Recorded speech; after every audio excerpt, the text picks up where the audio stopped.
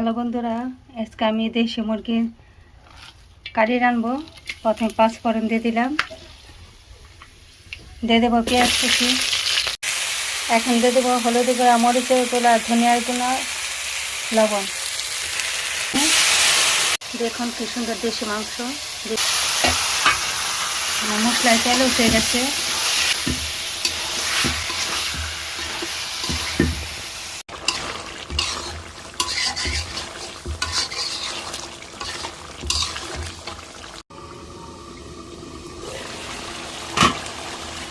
আমার কষানি হয়ে গেছে, এখন দিয়ে দেবো টমেটো,